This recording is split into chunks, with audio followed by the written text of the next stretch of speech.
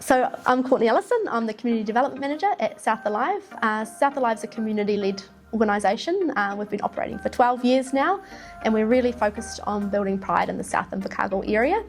So there are a couple of reasons that South Alive was really keen to get solar panels installed on our roof. Obviously the first one is the environmental benefits.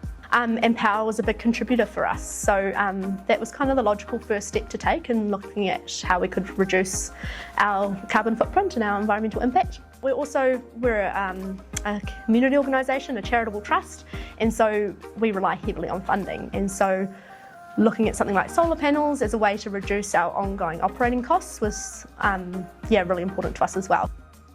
We approached NES for a quote to be able to sort of size up what would a solar system look like on our space, and get an indication of how much it would cost.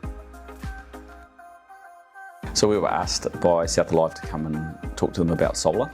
We had a look at what electricity usage they had, understood they have actually 2 points of supply here, so that was also interesting in understanding what are they actually using that supply for. Then we had to look at how does that solar generation work, are we going to put it on their roof, how else could we do that, and then understand what that meant for the proposal. Yeah, with that information that they provided us early on, we were able to apply for some funding, and really appreciative and grateful to get the funding from the New Zealand Aluminium Smelter and Mirahiku Runaka. With that funding, we were then able to go back to NES and say, we're all go. And yeah, within a really quick turnaround, we've had these solar panels installed on the roof of our building, which we're super excited about. It was really important for us to be involved because of the size of the installation. There's 66 kilowatts that have been installed in terms of solar panels on the roof. Different type of setup in terms of having 2 connections to feed into that as well. And then obviously had the metering change that needed to be done so that they could get paid for it, as well as putting software and that alike in, so they could see how well the solar system was performing. And it was also really important for us from a community perspective that we were able to enable this type of activity to happen. Our purpose is that we believe there's no challenge that can stop us from delivering fair power and electrical solutions to our clients.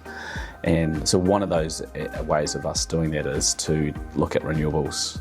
So we've already done a wind turbine, learnt a lot about wind. We've done a number of solar installations over the last 12 to 14 years that we've been doing them. At the moment, it's quite a new thing in New Zealand in terms of it being upgraded, and the price point around solar has started to really come down.